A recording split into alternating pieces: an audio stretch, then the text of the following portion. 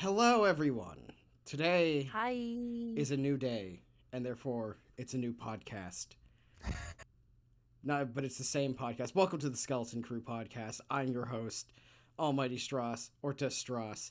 I'm here, of course, with Uncle Death, aka Sardo, Howdy. aka my Skella brother.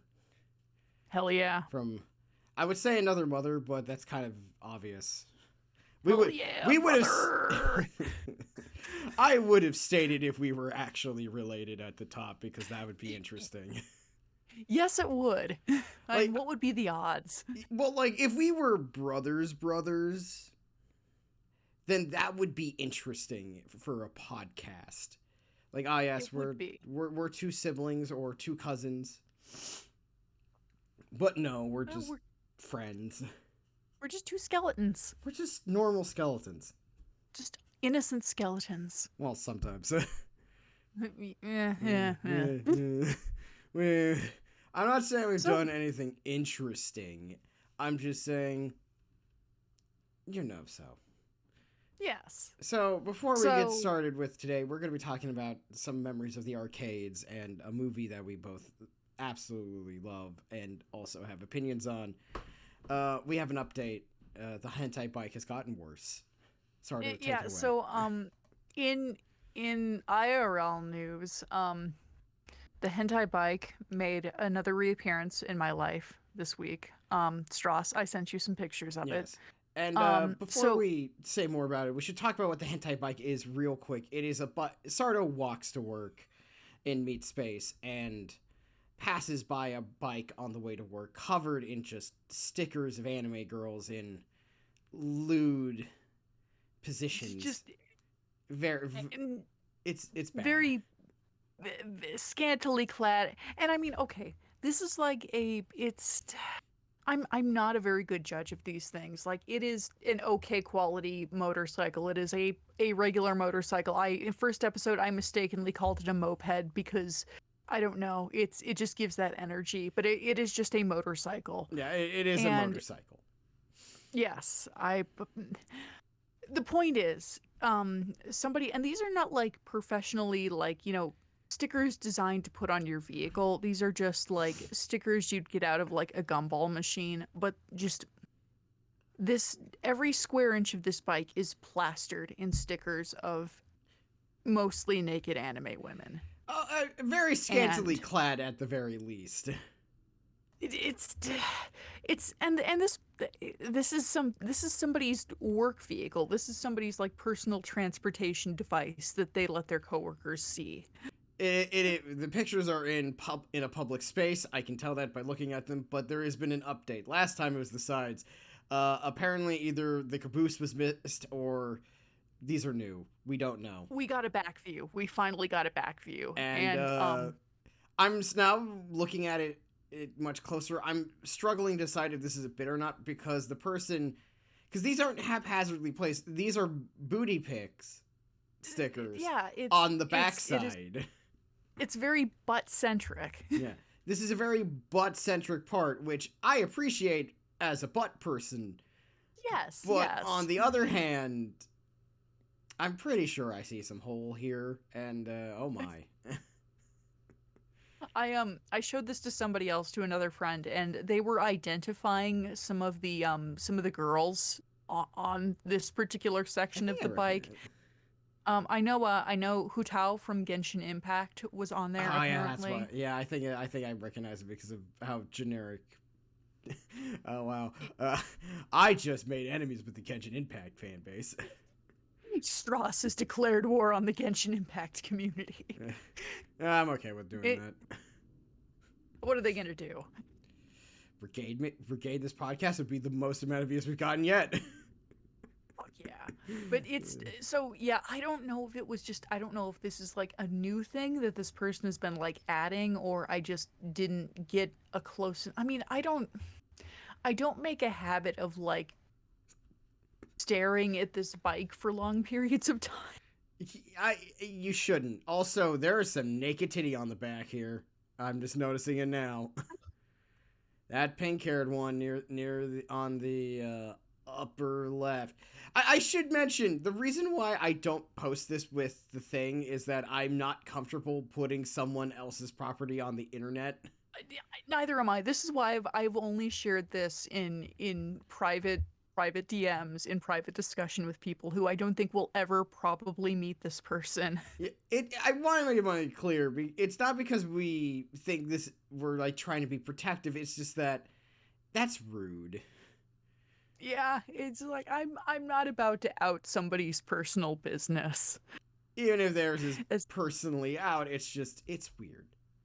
Yeah, but it is a real thing, and it exists. And I've shared it with one person, but only privately because I knew they also wouldn't have shown it for obvious reasons. So, and Stross, I want to check in with you to see because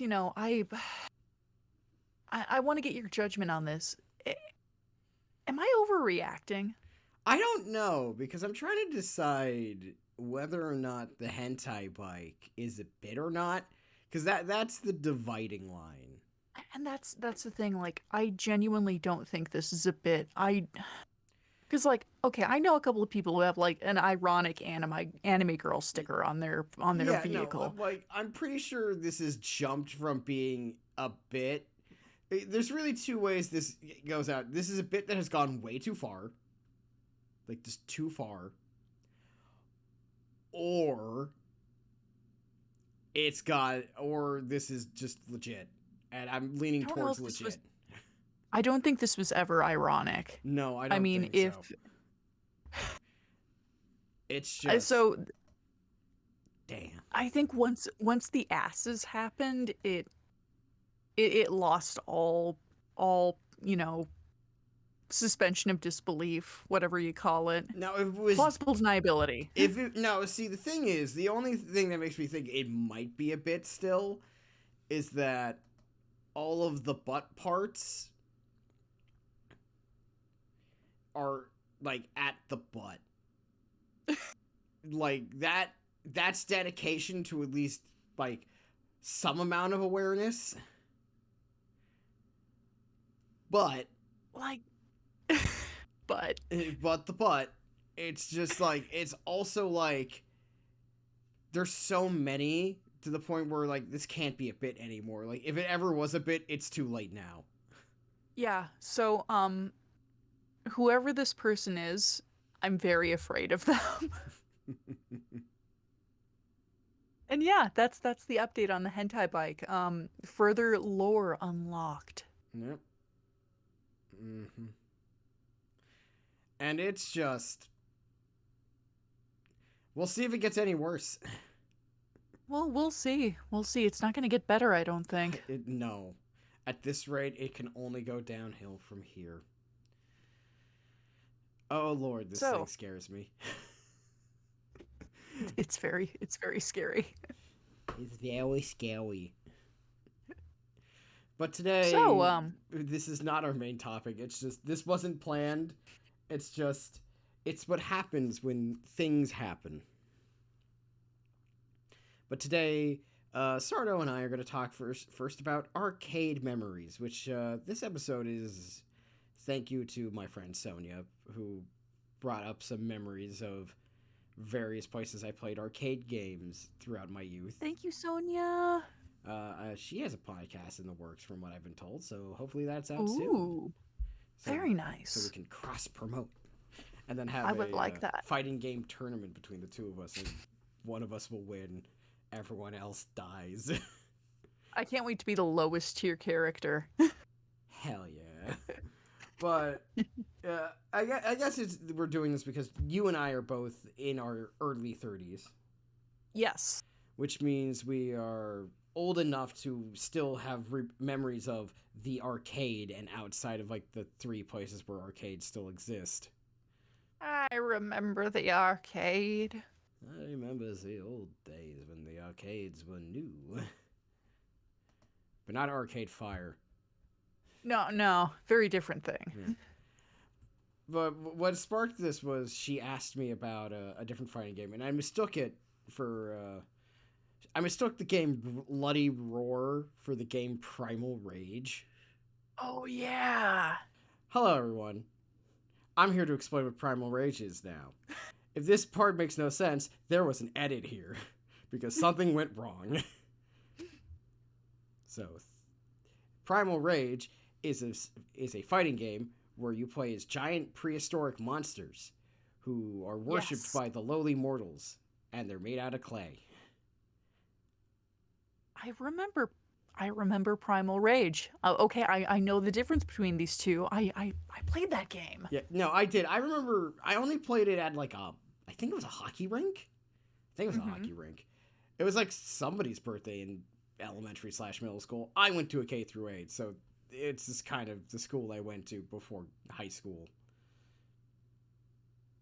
I don't know about everyone else, but that's what I did. I have several arcades. Do you have any fun arcade memories, Sardo? I do. As a matter of fact, not to flex, but I did have my 10th birthday party at the one arcade we had in town. Neato. It was in a mall, and it fucking rocked. It was so good. I like that. I, on the other hand, being from a major city, had several arcades. Whoops. Not to flex on Sardo after, like, I'm flexing. No, But, flex away, my well, man. no, what's interesting, San Francisco had two arcades back in the day that I Mhm. relatively frequent.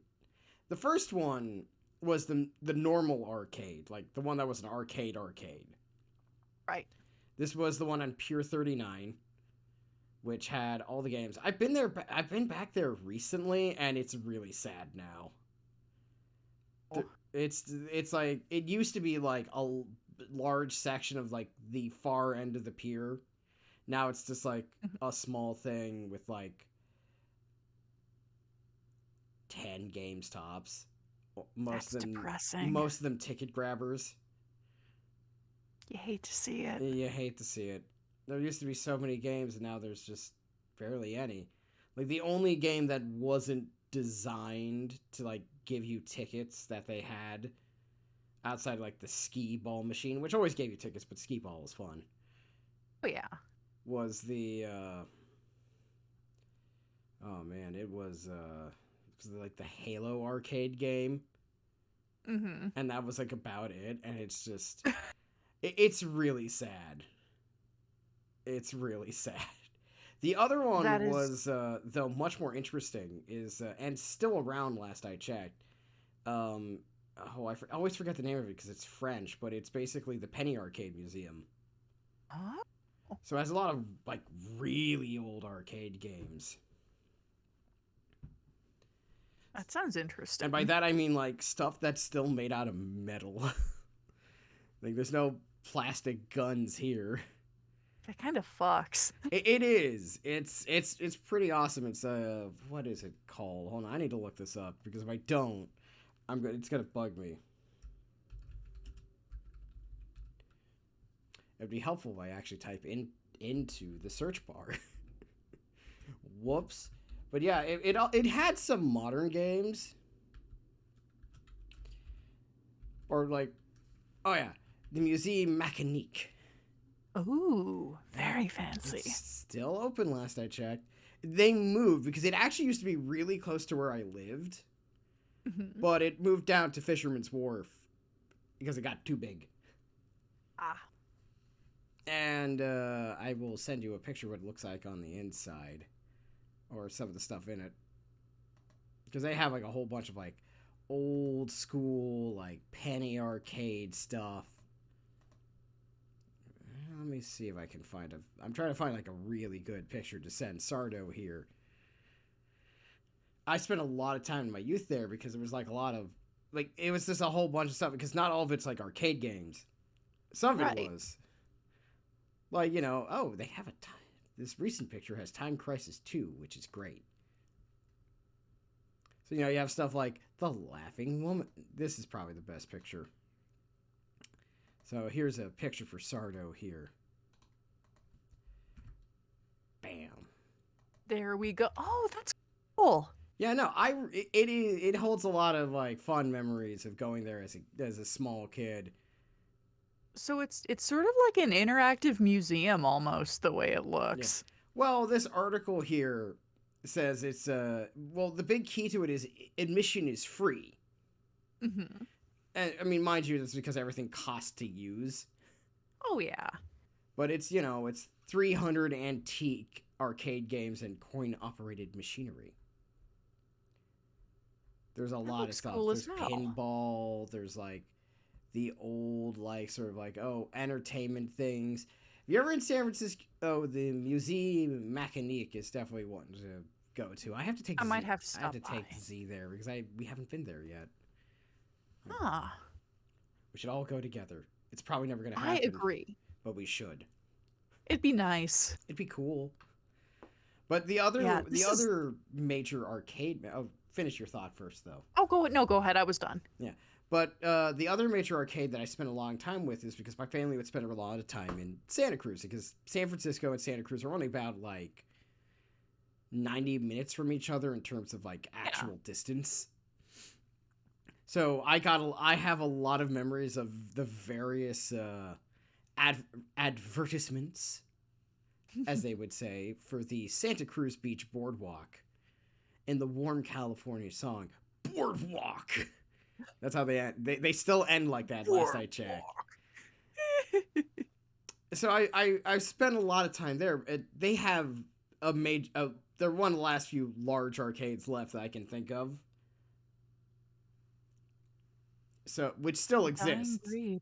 So they have like the old school shooting gallery, a bunch of old arcade games, new arcade games. Growing up, I used to have one of the high scores for like Time Crisis. Was it 2 or 3? I think it's 2.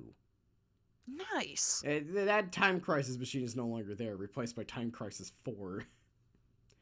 Whoops, we've moved forward. But I checked. But yeah, no, it's a fun arcade. If you're ever mysteriously near the San Francisco Santa Cruz area, you can go there. I It's mean, fun. hey, I've been thinking of planning just a vacation for myself one of these days. Maybe I'll go there. Totally worth it. In the summertime, Yeah. where it still won't So, be that okay. warm. Question though. Yeah. Out of all these, what was your favorite arcade as a kid? Well, I think like in terms of which one was the one I spent the most time with and had the most stuff to do was definitely the Santa Cruz Mm-hmm. arcade. And it also there was this side arcade on the boardwalk proper. And this is where I played a lot of like the games that have stuck with me for very long times. Like this is where I would like my first Guilty Gear experience was in that side arcade. Oh wow. It was like they had a double X machine and I don't know why, and I played it and I'm like, this is neat and cool, and I played it. I played as Faust, the Bagman. Good himself. choice. Best choice. Well, no, The best choice. there is no bad choices in Guilty Gear.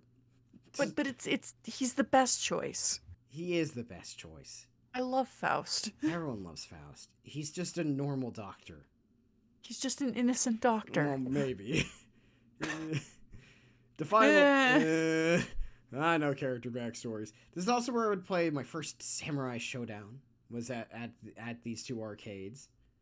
Oh wow. So yeah, it's like a lot of very like mid 2000. Like it was a great arcade to go to because it had a lot of machines, a little bit of something for everyone. It's probably my favorite arcade still around that is in this country as far as I know. Mm-hmm. Because like a lot of the arcades nowadays are like barcades, Yeah. which are great. Do not get me wrong, and I love them. But it's also like regular arcades are a dying thing, and it's sad. I miss the whimsy of the arcade. We weep and lament. Weep and lament. Was there any favorite games in your local arcade when you still had it? No. No question. Soul Calibur 2. I that game had such a grip on my brain as a little child. I always played Raphael. People fucking hated me. I bet they did. But it's just like I had the game at home, but there was just something magical about going out into the world and being able to play Soul Calibur against people I didn't know and I would never meet again. That's kind of the thing about the arcade that I think the youngins who never really grew up with the arcades as we knew them don't Yeah. understand that the beauty Oh, of the arcade was that you oh, could but there's online play now. It's not the same it's thing. not the same because like online play you go on and meet someone, you play games with them, and it's cool. This is not to say the online play is bad. Right. It's just that there was just sort of a magic to like going to an arcade or your local pizza place or whatever it was, because one of the other ones for me was like a public pool in Marin County, which beach it's at, that had like a snack vendor section that had an arcade in it. Right. And they just had a bunch of different arcade games all the time.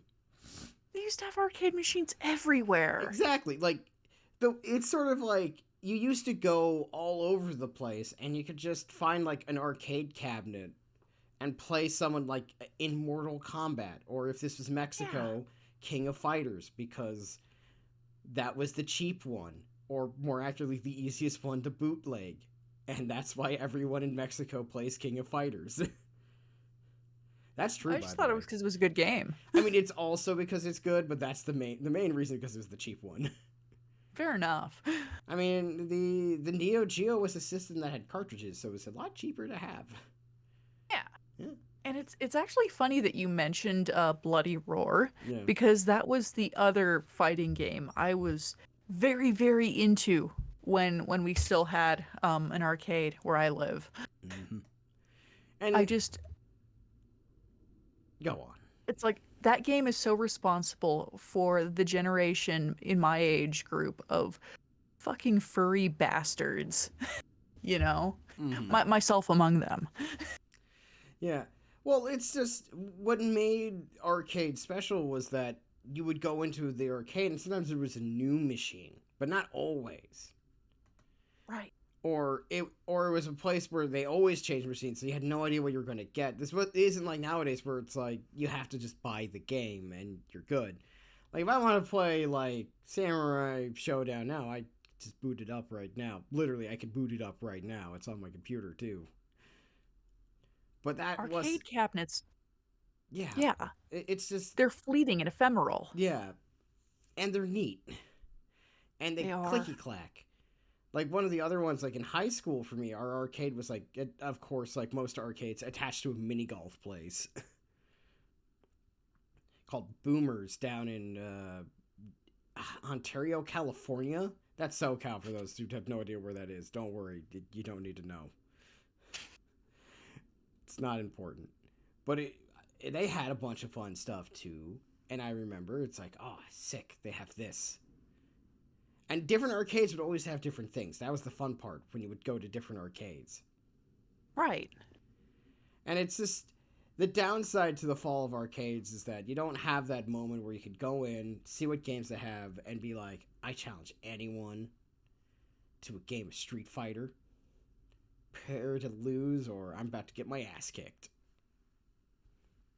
I just there's nothing quite like being a little 12-year-old nerd with a bad haircut and like your JC Penney t-shirt and playing a game of Soul Calibur against some like 30-year-old dude and actually kicking his ass because you got extremely lucky or he felt bad for you. I don't know. I can't speak to that. I only mostly played Soul Calibur 2 on a GameCube. Good choice. But I never owned it. I rented it. Another thing we'll probably one day talk about, renting things. Rentals. Oh, rentals. Ugh. But yeah, that's what it was like. And I think the other thing that the other reason that arcades are still so like I don't know, they have such a special place in my heart other than that they're great, is that I would like whenever Dad and I were at the mall with Mom and she was like, doing her thing, like we would go to the arcade and I would hang out there with my dad. And like that was always such a neat thing because he is also a tremendous nerd. That's And I nice. remember there was like some Batman driving game they had there. I don't remember what it was called, but it was a Batman driving game. Oh yeah, no, And I know what you're talking about. that was my dad's thing. No, for me, because usually I went to Santa Cruz with my mom, Hmm. so we would end up like it also had a laser tag place. I don't know. I'm pretty sure the laser tag in the Santa Cruz arcade is still there. So I've done that a few times. But what was more fun about it was that my mom now owns a house down in Santa Cruz where they spend like half the time now. And like I went mini golfing with her recently, and then we did some arcade games at the end of it. I for those wondering, I lost by 2 strokes. I fully admit it's because I had a really bad start. I, Fair enough. I did better on the back half than I did on the front 9, which Nobody admittedly is can judge better. you. Well, it's better than how I did when I was in Wisconsin and doing mini golf for my older sister's 30th birthday, and did so much worse. Like there came a point where I'm like, I'm not winning. just have fun with it. Is this the one thing I could be better at you than, Stross? Could I Maybe. kick your ass at mini golf? Potentially, my problem. Well, no, okay. It depends on what the stakes are at the mini golf, because the other time I recently went mini golfing was in Texas for my mom's 60th birthday. Hmm. This should probably tell you how often I go mini golfing. But I did the best. But we were all kind of drunk. So I don't know if the slight amount of alcohol made me better or worse it made me better at mini golf or made everyone worse at mini golf. That is a good question. We'll never truly know. I mean, I don't think I'm bad at mini golf. It's just that I don't mini golf that often. I don't either. Yeah. So you know I, what? If I we're ever in the same spot, we're gonna have to like film ourselves mini golfing to see who wins. now we have to decide. Yeah. Now it's important for the culture. There are stakes attached to this. Many stakes. Lots of stakes. Real stakes. Potentially actually steak. Ribeye steaks? Those are the I best. prefer flat iron, but yeah, sure. Flat iron's good too. All steak is good steak. Unless it's poorly cooked steak. But in that case, Yeah. then we're disappointed. You ruined a good Yes. piece of meat right there. It's a damn shame.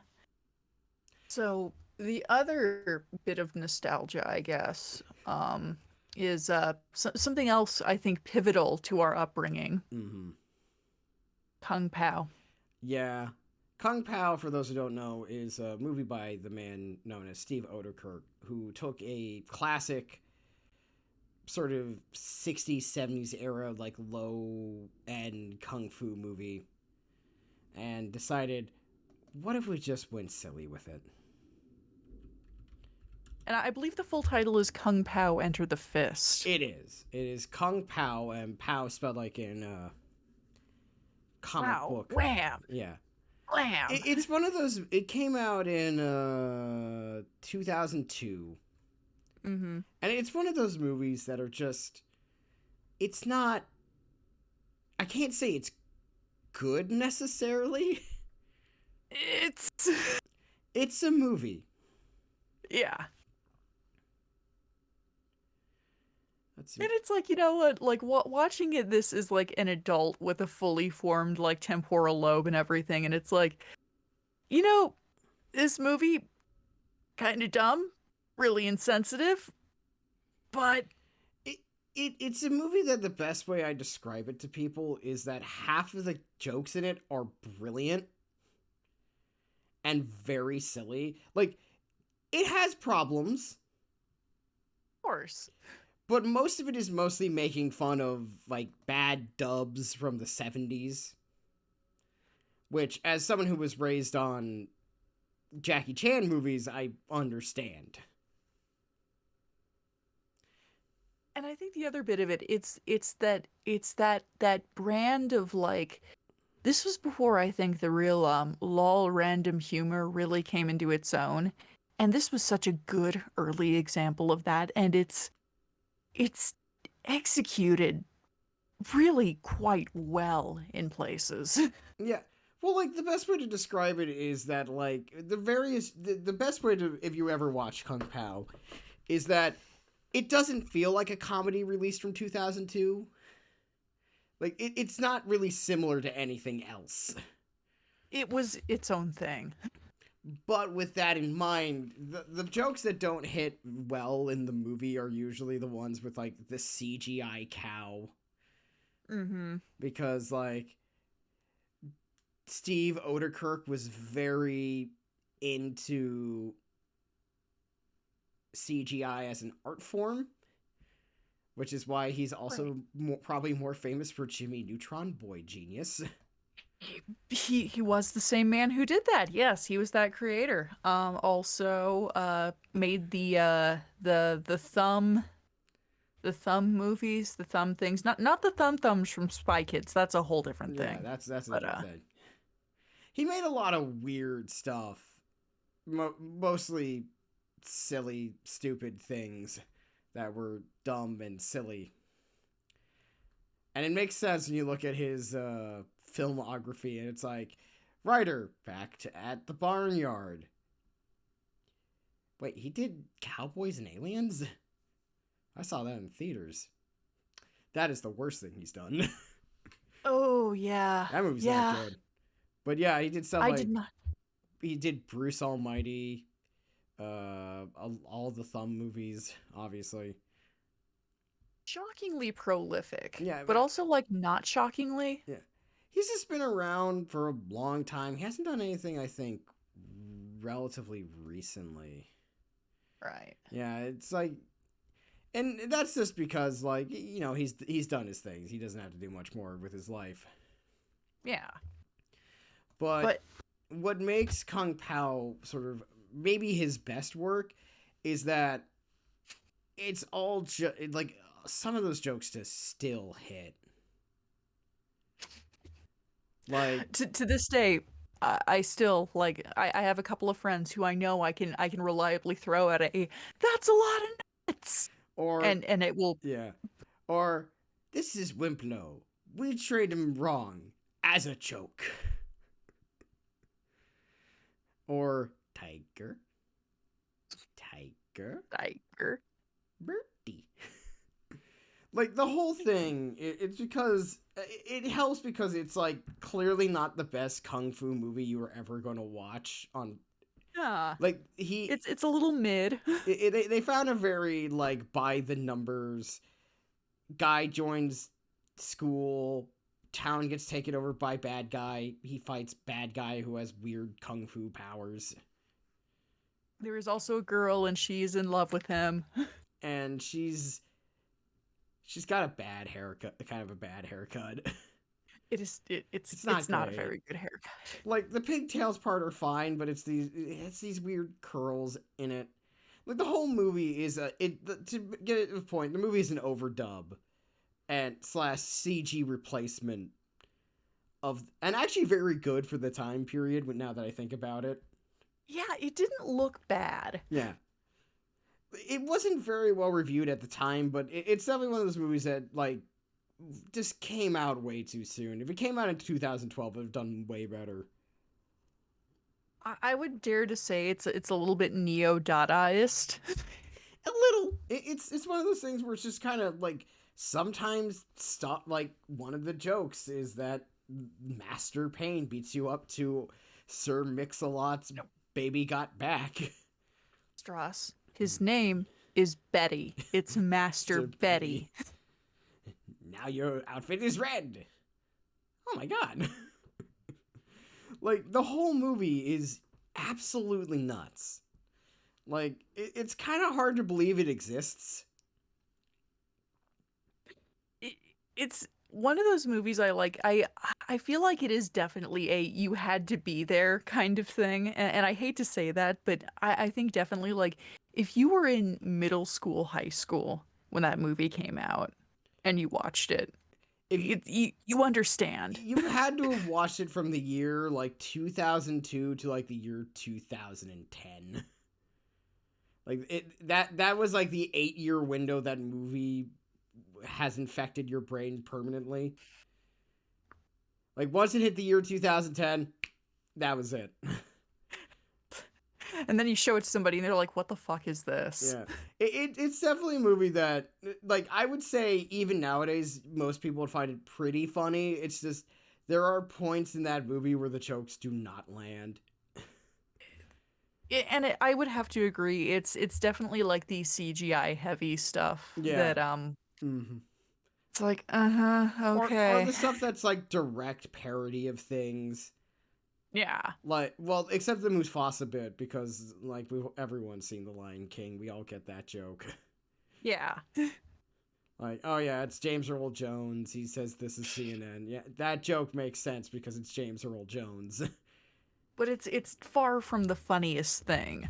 Yeah, it's the best jokes in that movie are usually the parts that are directly riffing on what is clearly like not the world's best kung fu movie. Not a bad one by any stretch of the imagination, but it's just clearly a very by the numbers kung fu movie made in like the 1970s. Nothing nothing like, wow, this is high art. Yeah, it's pretty standard issue. Yeah. Like, I'm looking at the original, which was known as the Savage Killers in English, directed by Jimmy Wong Yu, and starring Jimmy Wong Yu, which was pretty normal for a lot of Hong Kong era action flicks. Yeah. And its trivia page on IMDb. Let's see how long it goes. Yeah, it's one item. And it's about Kung Pow Enter the Fist. Of course it is. But yeah, if you ever want to watch like a very odd movie from like the 1970s, that from the early 2000s, that's not bad per se, just really weird. It helps to shut your brain off, and it's like, also, yes, this is like it's a white guy riffing on, on a martial arts movie, and it's like, yeah, some of the stuff, it's like in our current year, it's like, yeah, okay, not fantastic, but there is a real degree of silliness there I think what keeps it from going into offensive territory mm-hmm. is that you can tell that it's just kind of too goofy. Yeah.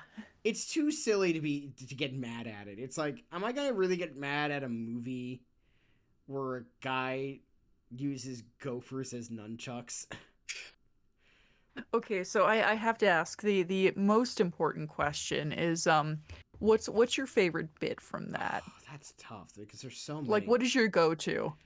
I think it outside of the Wimplo, we trained him as a joke bit, followed by the phrase, "My nipples look like milk duds." It has to be the bit with the tiny net.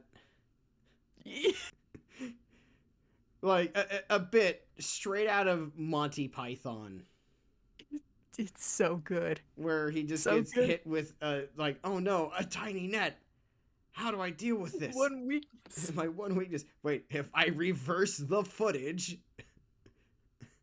and I can get out.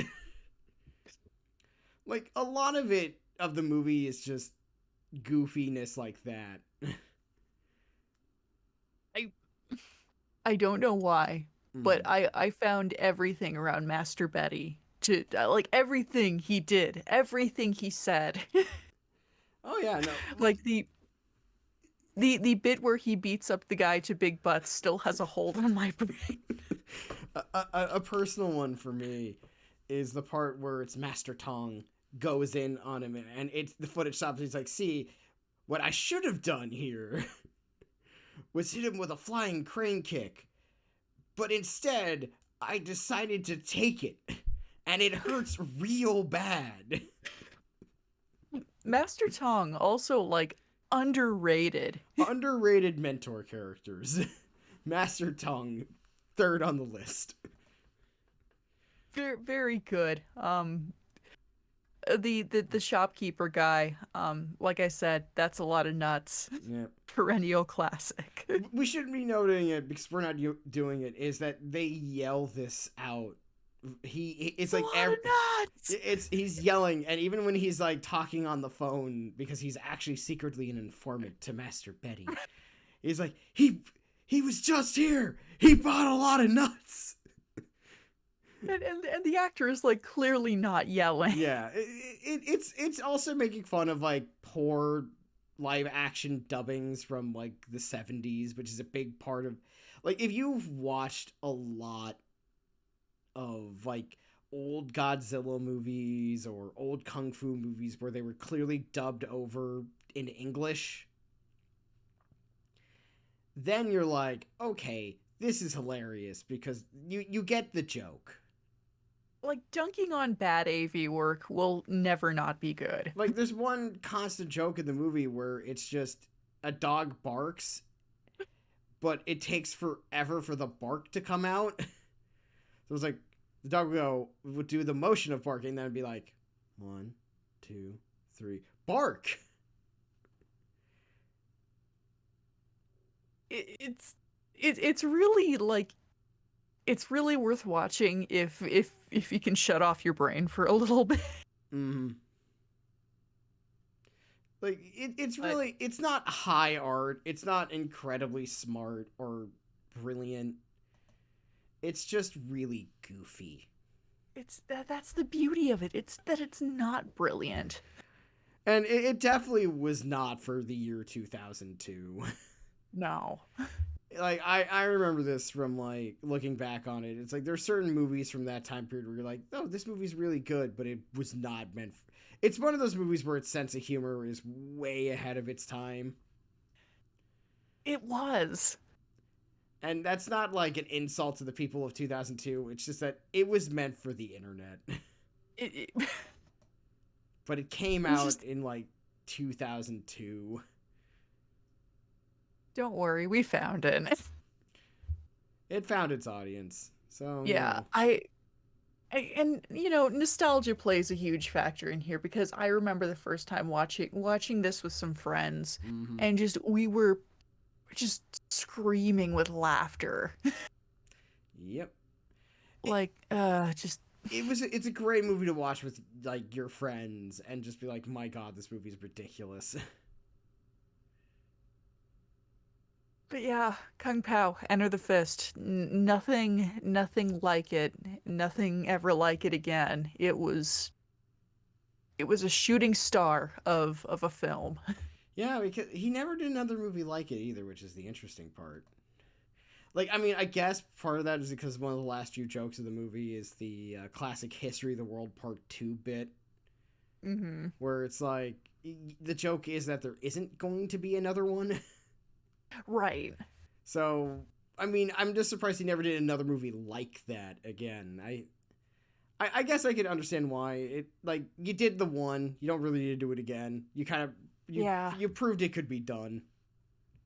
I'm glad he left it at that, you know. Yeah. It holds on its own, and I think a sequel would have weakened it. Yeah.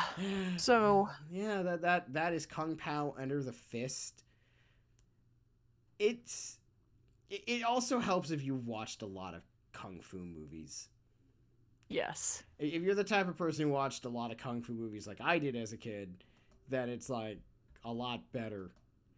If you want a more like high-end kind of sort of comedy like that, you go for Kung Fu Hustle. Yes.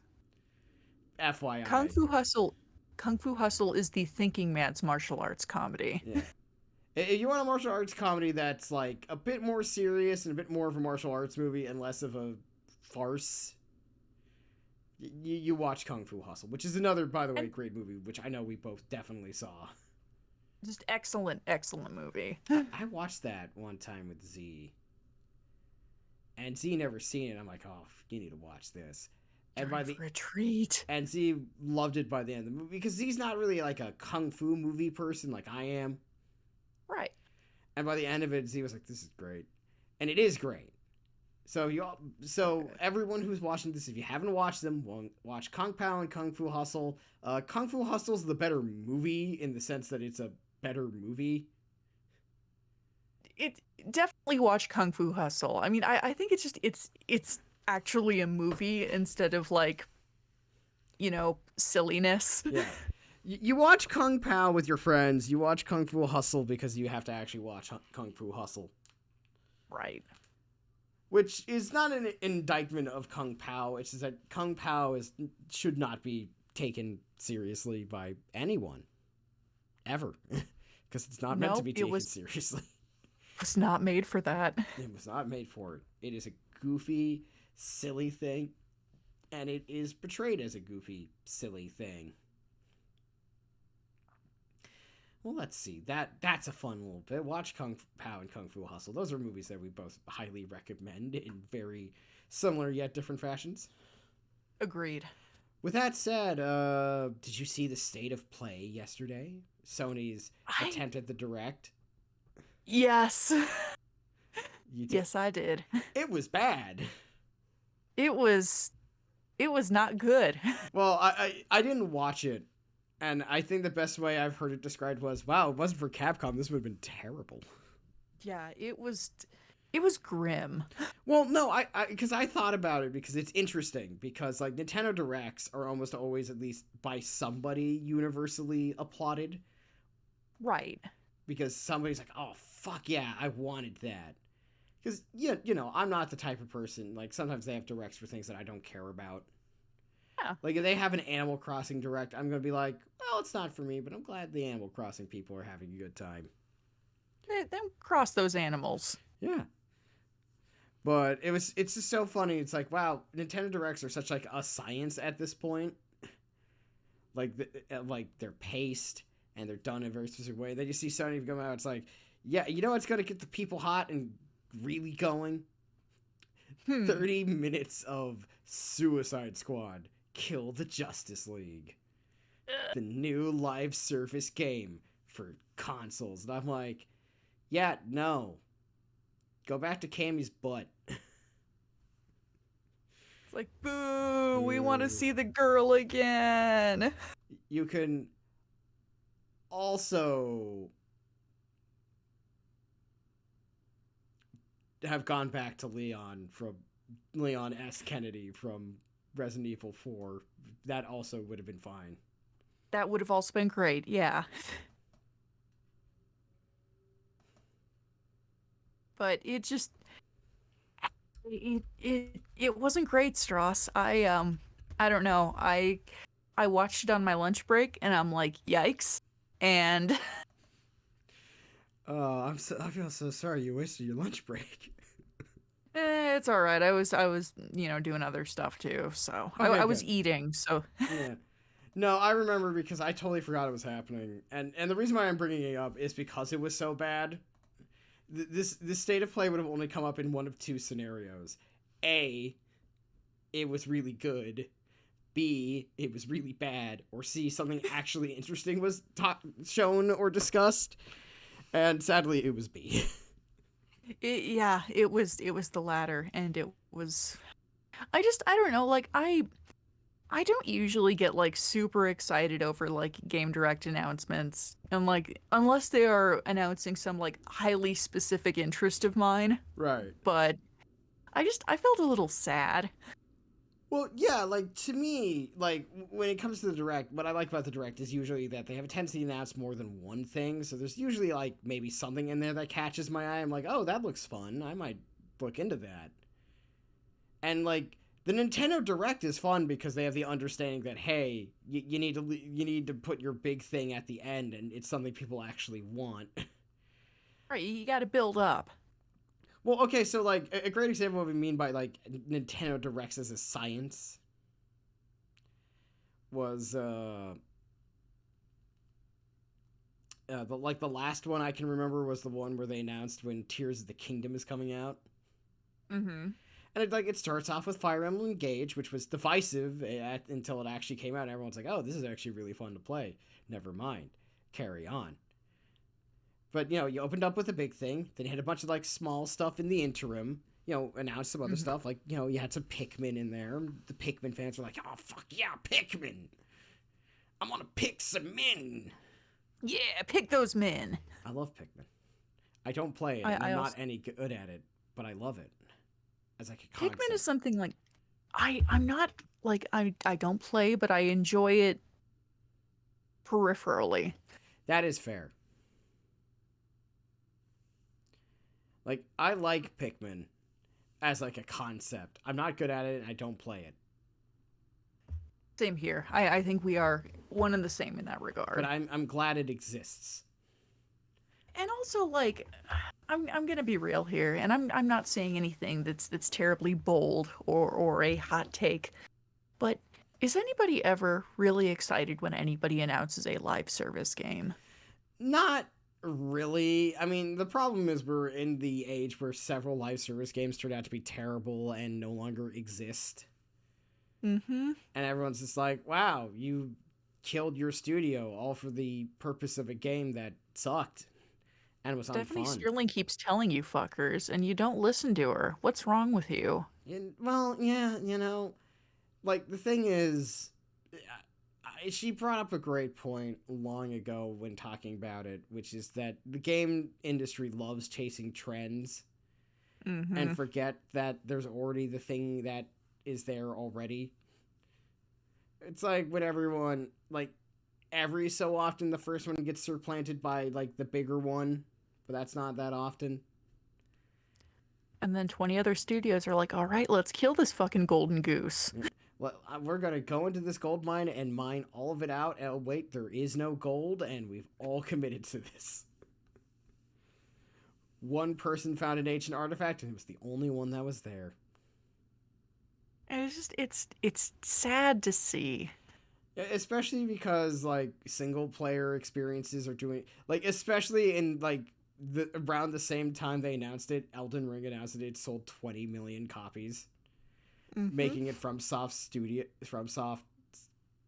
biggest game ever by a very wide margin. It's like, people, there's your proof. You would think they'd learn, but I think that's expecting too much at this point. You'd think they'd learn that what we really want is tall women who beat us up with swords and hammers. Hell yeah, it is. Or much smaller doll women with 4 arms that are blue. Now, see, that is a market I don't think has been capitalized on near enough. It's been capitalized on to a little degree, but the big lady market is... there's so much more there than I think companies are willing to admit. We all secretly want an 8-foot tall GF woman with what can best be described as super AIDS. We want a big, strong lady. With a horrible, possibly living divine disease to come and stab us horribly many Look at times. Millennia. Look at Lady Dimitrescu. See? We want a big, fucked up lady. See, game designers. I know you can't all do it because then it's an oversaturated market, but that's not. Some of you take notes. Rest of you do something different, so we don't all have the same thing. Gently pepper in the large women. Yeah. Don't all do it. Because if you all do it, then we're all doing it, and then it's a problem. And then you've ruined a perfectly good thing. Absolutely. But yeah, it's just, God, the worst thought was told to me about that horrid Suicide Squad game. And I want to ask you a question before I state my piece, Sardo. How big are you into American Cape comics? I mean, be real. the only reason why I show as much interest in them as I do is because it's a common interest for me and my dad, and it gives me something to talk about with my dad. That's And I totally fair. Like, I'm going to be the first one to say it. I'm not super interested in capes, especially yeah, I American mean, capes. And that's not because I think they're bad or no, that they're it's not your thing. stupid or anything like that. It's just, I'm not a huge fan of it. I do like some of it. I'm like, when I read comic books, it's mostly like Conan stuff. I read a lot of Conan stuff. We will have to one day Like I talk about Conan the Barbarian in full. I know we do. That's gonna be a Oh, we got to future talk episode. about Conan. Yeah. But it's like, Yeah. for me, it's not that I even dislike superheroes because I grew up on a lot of like the DC animated universe, like anyone our age did. Ah. Like I own like all 4 seasons of Batman the animated series. It's right there on my shelf, As you should. which is because it's great. But the deep horror that was proposed to me was that this live service game will one day be shut down, which means the Thing with Kevin Conroy's last turn as Batman before his untimely death, which would always be untimely even if he was 1,000 years old, Yeah. is going to be this. And it might be destroyed in like months. And like I How try dare not to get too hopped up about this stuff, but that makes me angry. That makes me really It makes you angry. angry and sad. Yeah. It's like Kevin Conroy is no longer with us, and it's not that this is his last role. That is what it is. Yeah. It's the idea that this thing that has to always be online will one day be taken down, and it looks garbage. So that's much sooner rather than later. And we're going to lose a piece of his memory with that. And Forever what stuck on a YouTube. what a fucking tragedy that is. And I mean, okay, something else we could probably talk about on maybe a more serious episode is the treatment of voice actors, because I think Oh, it is. I have opinions. Probably very concurrent opinions with yours, but I have opinions. It's like I know I am a skull, but picture me getting a magic marker and drawing very angry eyebrows on myself. No, it's like, here comes the giant pencil. Now Because yeah, I'm mad. it's I'm tired and it's angry. it just it makes me so fucking sad and so angry that you know and I mean, and that's not even getting in like the shit the game developers have to go through too, because it's like it's not like the people who develop this stuff, are the ones who I hate it. I hate it all. I hate capitalism. Capitalism is the death of art.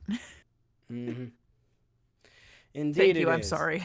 We'll talk more about that on another episode because we're not opening that can of worms. That will make this another 2 hours. And that's all I have to say on that. Yeah. Anyway, back to our usual reoccurring segment. And watch anything? What the hell are you watching, Sardo? Anything fun? I actually haven't. I've been reading a lot of manga. What have you been reading? I haven't watched a whole lot lately, but I have picked up I picked up Blood on the Tracks, Chino Wadachi. Mhm. Oh my God. Have you read it by any chance, Stross? No. Talk about it as I attempt to do updates to our list.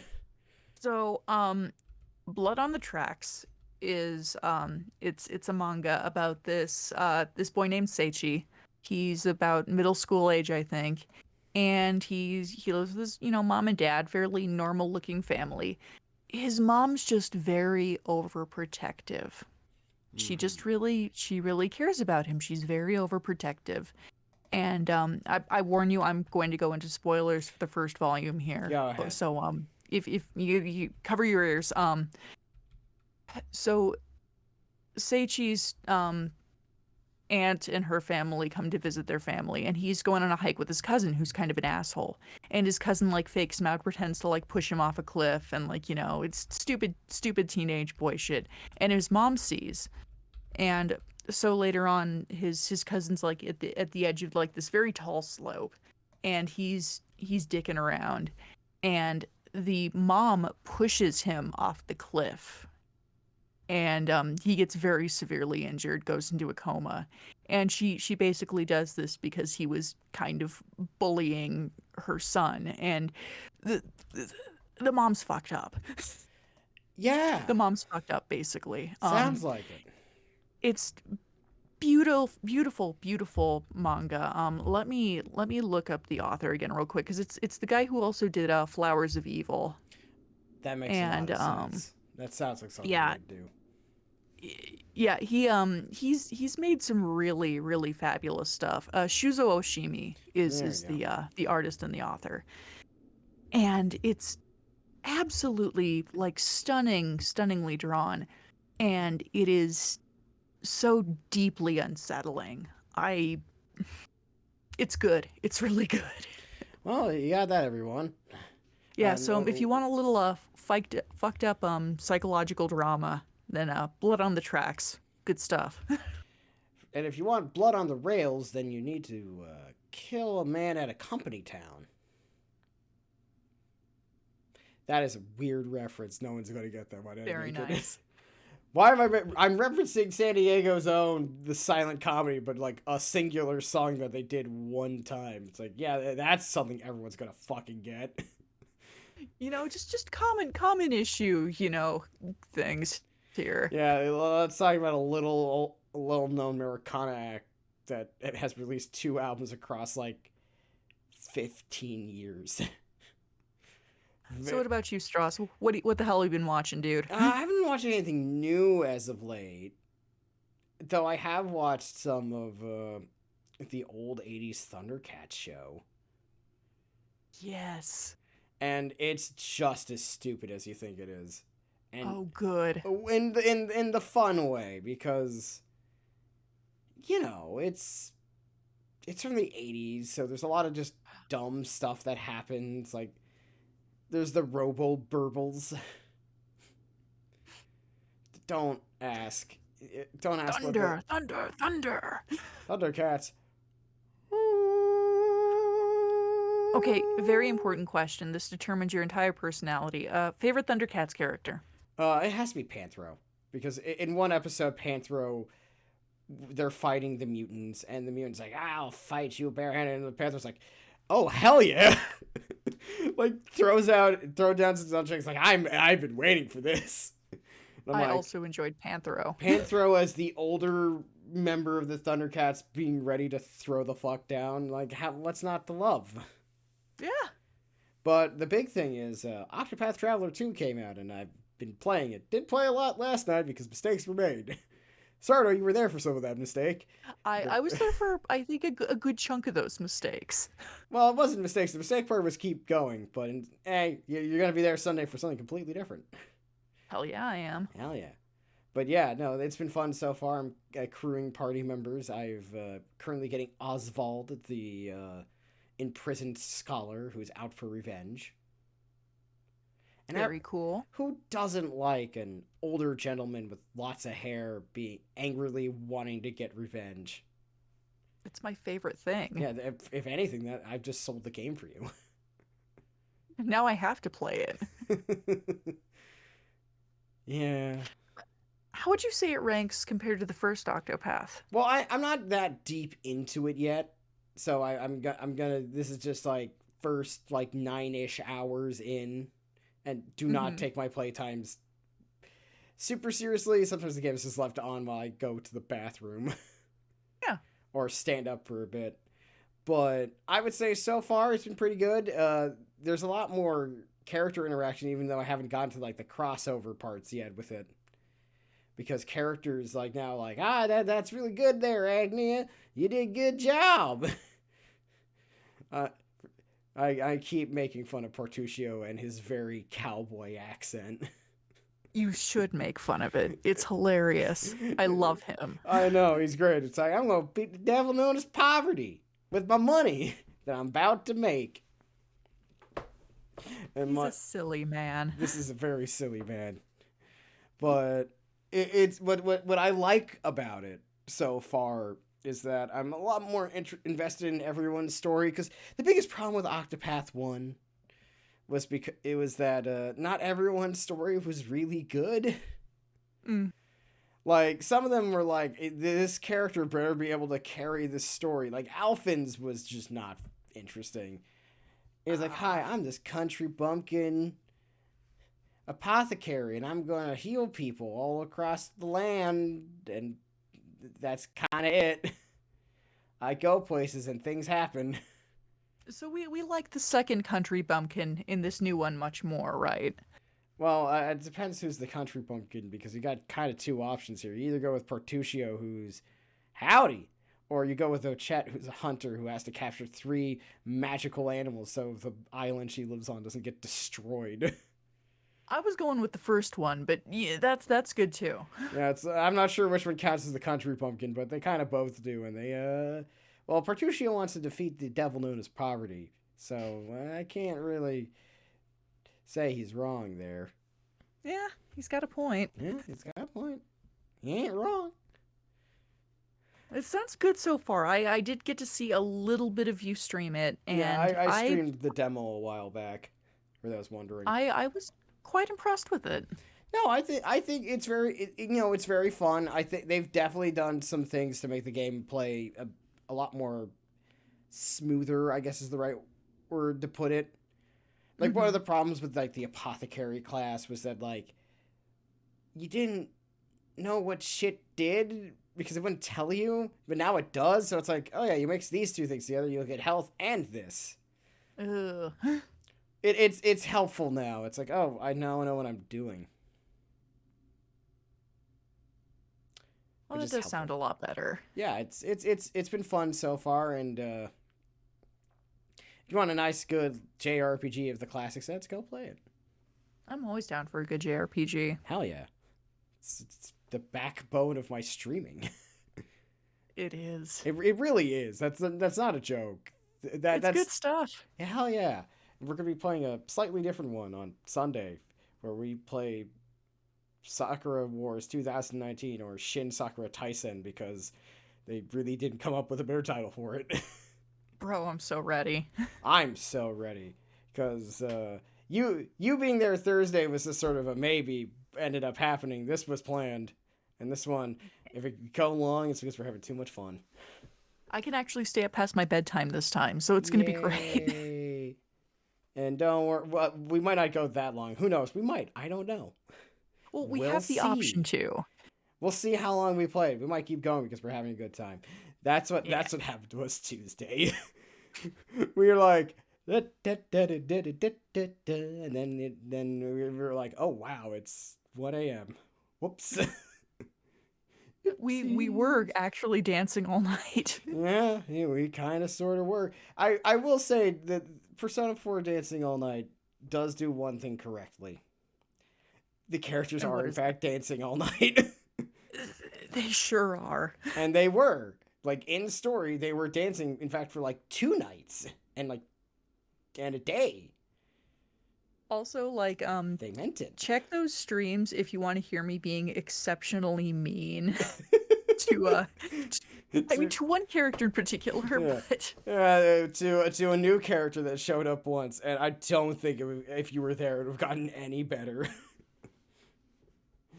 I don't know why I chose violence that day, but I did. I don't know either, but it was funny though. But anyway, folks, I think that I will call this an episode now. I'd say so, yeah. I wasn't just filling up for time because we may have had a few minutes there where technical difficulties happened. Yeah, what technical difficulties? You won't notice it because I will edit around it. Anyway, I am Almighty Stross. You can find me on Twitter.com while it's still existent at Almighty Stross. Follow Stross. And I am Sardo. You can find me on the Twitters on at AutopsyGarland, and also on Twitch, maybe hopefully soon again at Uncle Death with a K instead of a C. Yeah, I really hope so too. I'm also Almighty Stross on Twitter and Twitch. I keep surprisingly consistent with my branding.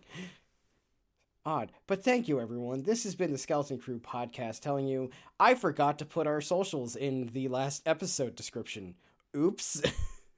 That's my mistake.